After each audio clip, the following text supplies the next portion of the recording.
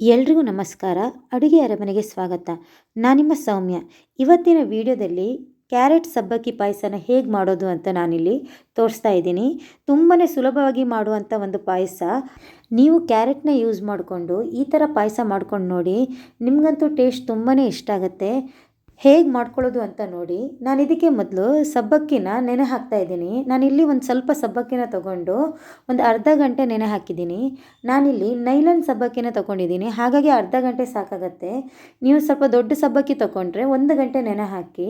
ನಾನಿಲ್ಲಿ ಸಬ್ಬಕ್ಕಿನ ಅರ್ಧ ಗಂಟೆ ನೆನೆ ಹಾಕಿದ್ದೀನಿ ನೋಡಿ. ನೆಂದ ಮೇಲೆ ಇಷ್ಟ ಆದರೆ ಸಾಕಾಗತ್ತೆ. ಈ ಥರ ಆದರೆ ಕರೆಕ್ಟಾಗಿ ನೆಂದಿದೆ ಅಂತ. ಇವಾಗ ನಾನು ಗ್ಯಾಸ್ನ ಆನ್ ಮಾಡಿ ಒಂದು ಕಡಾಯಿನ ಇಟ್ಕೊತೀನಿ. ಅದಕ್ಕೆ ನಾನು ಒಂದು 4 ಸ್ಪೂನ್ ಆಗೋಷ್ಟು ತುಪ್ಪನ ಹಾಕ್ಕೊಂಡು ಗೋಡಂಬಿ ದ್ರಾಕ್ಷಿನ ಫಸ್ಟು ಫ್ರೈ ಮಾಡ್ಕೊತೀನಿ. ನೋಡಿ, ನಾನಿಲ್ಲಿ 4 ಸ್ಪೂನ್ ಆಗೋಷ್ಟು ತುಪ್ಪನ ಹಾಕಿದ್ದೀನಿ. ತುಪ್ಪ ಸ್ವಲ್ಪ ಬಿಸಿ ಆದಮೇಲೆ ನಾನಿಲ್ಲಿ ಸ್ವಲ್ಪ ಗೋಡಂಬಿನ ಹಾಕ್ಕೊಂಡು ಗೋಡಂಬಿ ಕೆಂಪಾಗೋಷ್ಟು ಫ್ರೈ ಮಾಡ್ಕೊತೀನಿ. ಮೊದಲು ಗೋಡಂಬಿ ಫ್ರೈ ಆಗಲಿ, ಆಮೇಲೆ ನಾವು ದ್ರಾಕ್ಷಿ ಹಾಕ್ಕೊಳ್ಳೋಣ. ಇಲ್ಲ ಅಂದರೆ ದ್ರಾಕ್ಷಿ ಸೀದು ಹೋಗುತ್ತೆ. ಹಾಗಾಗಿ ನಾನಿಲ್ಲಿ ಗೋಡಂಬಿನ ಫಸ್ಟು ನೀಟಾಗಿ ಫ್ರೈ ಮಾಡ್ಕೊತೀನಿ. ಇವಾಗ ಇದಕ್ಕೆ ಸ್ವಲ್ಪ ನಾನು ಒಣ ದ್ರಾಕ್ಷಿನ ಹಾಕ್ಕೊತಾ ಇದ್ದೀನಿ. ನಿಮ್ಮ ಹತ್ರ ಬೇರೆ ಡ್ರೈ ಫ್ರೂಟ್ಸ್ ಇದ್ದರೆ ನೀವು ಅದನ್ನು ಹಾಕ್ಕೊಳ್ಬೋದು. ನಾನಿಲ್ಲಿ ಖಾಲಿ ಗೋಡಂಬಿ ಮತ್ತು ದ್ರಾಕ್ಷಿನ ಹಾಕ್ಕೊಂಡು ಫ್ರೈ ಮಾಡ್ಕೊಂಡಿದ್ದೀನಿ. ಇದೀಗ ಫುಲ್ ಕಂಪ್ಲೀಟಾಗಿ ಫ್ರೈ ಆದಮೇಲೆ ನಾವು ಇದನ್ನು ಎತ್ತಿ ಸೈಡಲ್ಲಿ ಇಟ್ಕೊಳ್ಬೇಕು. ಬಟ್ ದ್ರಾಕ್ಷಿ ಗೋಡಂಬಿ ನೀಟಾಗಿ ಫ್ರೈ ಆಗಲಿ. ನೋಡಿ, ಈಗ ಇದು ನೀಟಾಗಿ ಫ್ರೈ ಆಗಿದೆ. ಇದನ್ನು ನಾನು ಎತ್ತಿ ಸೈಡಲ್ಲಿ ಇಟ್ಕೊತೀನಿ. ಈಗ ಇದೇ ಪ್ಯಾನಿಗೆ ನಾನು ಮುಂಚೆನೇ ಕ್ಯಾರೆಟ್ನ ತುರಿದಿಟ್ಟಿದ್ದೀನಿ. ನಾನಿಲ್ಲಿ 4 ಕ್ಯಾರೆಟ್ನ ತೊಗೊಂಡಿದ್ದೀನಿ. 4 ಕ್ಯಾರೆಟ್ನ ಸಣ್ಣಕ್ಕೆ ತುರಿದಿಟ್ಟಿದ್ದೀನಿ. ಹಾಗಾಗಿ ಈ ಕ್ಯಾರೆಟ್ ತುರಿದಿರೋದನ್ನ ನಾನು ಅದೇ ತುಪ್ಪಕ್ಕೆ ಹಾಕಿ ಫ್ರೈ ಮಾಡ್ಕೊತೀನಿ. ನೀವು ಇದನ್ನು ಒಂದು 5ರಿಂದ 6 ನಿಮಿಷ ಸಣ್ಣ ಉರಿಯಲ್ಲೇ ಫ್ರೈ ಮಾಡ್ಕೊಳ್ಳಿ.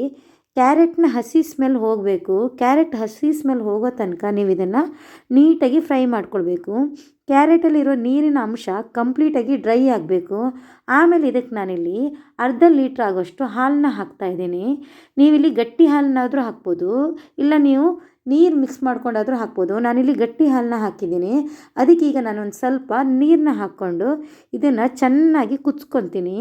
ಕ್ಯಾರೆಟು ಮತ್ತು ಹಾಲು ಎರಡೂ ಹಸಿ ವಾಸನೆ ಹೋಗಬೇಕು. ಯಾಕಂದರೆ ನಾನಿಲ್ಲಿ ಕಾಸಿದ ಹಾಲನ್ನ ಹಾಕಿಲ್ಲ, ನಾನಿಲ್ಲಿ ಹಸಿ ಹಾಲನ್ನ ಹಾಕಿರೋದ್ರಿಂದ ಎರಡು ಚೆನ್ನಾಗಿ ಕುದಿಬೇಕು. ನೀವೆಲ್ಲಾದರೂ ಕಾಸಿದ ಹಾಲು ಹಾಕಿದರೆ ಒಂದು 2 ನಿಮಿಷ ಕುದ್ರೆ ಸಾಕು. ನೋಡಿ, ಇವಾಗ ನಾನು ಇದಕ್ಕೆ ಸಬ್ಬಕ್ಕಿನ ಹಾಕ್ತಾ ಇದ್ದೀನಿ. ಸಬ್ಬಕ್ಕಿ ಚೆನ್ನಾಗಿ ಕೊದ್ದು ಅದು ದಪ್ಪ ಆಗಬೇಕು. ಅಷ್ಟೋ ತನಕ ನೀವು ಅದನ್ನು ಕುದಿಸ್ಕೊಳ್ಳಿ. ನಾನಿಲ್ಲಿ ನೈಲಾನ್ ಸಬ್ಬಕ್ಕಿ ಯೂಸ್ ಮಾಡೋದ್ರಿಂದ ಇದೊಂದು 5 ನಿಮಿಷದಲ್ಲೇ ಬಾಯ್ಲ್ ಆಗುತ್ತೆ. ನೋಡಿ, ಇದು ಆಗಿದೆ. ಈ ಥರ ಆದಮೇಲೆ ನಾನು ಇದಕ್ಕೆ ಸ್ವಲ್ಪ ಸಕ್ಕರೆನ ಯೂಸ್ ಮಾಡ್ಕೊತಾ ಇದ್ದೀನಿ. ನಾನಿಲ್ಲಿ 1 ಬೌಲ್ ಆಗೋಷ್ಟು ಕ್ಯಾರೆಟ್ನ ತಗೊಂಡಿದ್ದೀನಿ. ಅದಕ್ಕೆ ನಾನಿಲ್ಲಿ ಅರ್ಧ ಕಪ್ ಆಗೋಷ್ಟು ಸಕ್ಕರೆನ ಹಾಕ್ತಾಯಿದ್ದೀನಿ. ನಿಮಗೆ ಸಿಹಿ ಜಾಸ್ತಿ ಬೇಕಾದರೆ ನಿಮ್ಮ ಸಿಹಿ ಅನುಗುಣಕ್ಕೆ ಹಾಕ್ಕೊಳ್ಳಿ. ನೀವು ಸಕ್ಕರೆ ಬದಲಿಗೆ ಬೆಲ್ಲನ ಹಾಕಿದರೂ ಆಗುತ್ತೆ. ನೋಡಿ, ನಾನೀಗ ಸಕ್ಕರೆನ ಹಾಕಿ ಒಂದು 5 ನಿಮಿಷ ಚೆನ್ನಾಗಿ ಅದನ್ನು ಕುದಿಸ್ಕೊಳ್ತೀನಿ. ಇದ್ರ ಕಲ್ಲರ್ ಅಂತೂ ತುಂಬಾ ಚೆನ್ನಾಗಿದೆ. ನೀವು ಯಾವುದೇ ರೀತಿ ಕೇಸರಿನ ಇದಕ್ಕೆ ಹಾಕೋದು ಬೇಡ. ಕ್ಯಾರೆಟ್ ಕಲ್ಲರೇ ತುಂಬಾ ಚೆನ್ನಾಗಿ ಕಾಣಿಸ್ತಾ ಇದೆ.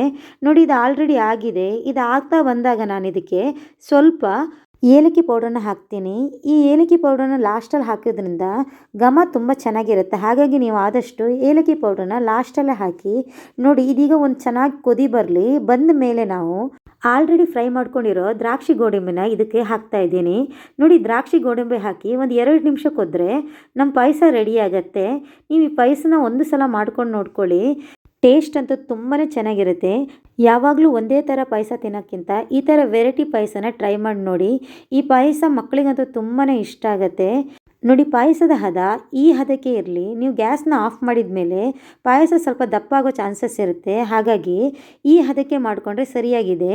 ನೋಡಿ, ಎಲ್ಲದೂ ಎಷ್ಟು ಚೆನ್ನಾಗಿ ಬಾಯ್ಲ್ ಆಗಿದೆ ಅಂತ.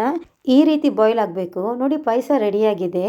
ನೀವು ಮನೆಯಲ್ಲಿ ಇದನ್ನು ಟ್ರೈ ಮಾಡಿ ನೋಡಿ. ಟೇಸ್ಟ್ ಅಂತೂ ತುಂಬಾ ಚೆನ್ನಾಗಿರುತ್ತೆ. ಕೇವಲ 10 ನಿಮಿಷದಲ್ಲಿ ರುಚಿಯಾಗಿ ಹಾಗೂ ಸುಲಭವಾಗಿ ನೀವು ಈ ಪಾಯಸನ ಮಾಡ್ಕೊಳ್ಬೋದು. ತುಂಬಾ ಟೇಸ್ಟ್ ಆಗಿರುವಂಥ ಪಾಯಸ. ನಾನು ಮಾಡಿರೋ ಪಾಯಸ ನಿಮ್ಗೆ ಇಷ್ಟ ಆದರೆ ದಯವಿಟ್ಟು ಲೈಕ್ ಮಾಡಿ ಹಾಗೂ ನಿಮ್ಮ ಅಭಿಪ್ರಾಯವನ್ನು ಕಮೆಂಟ್ ಮೂಲಕ ತಿಳಿಸಿ.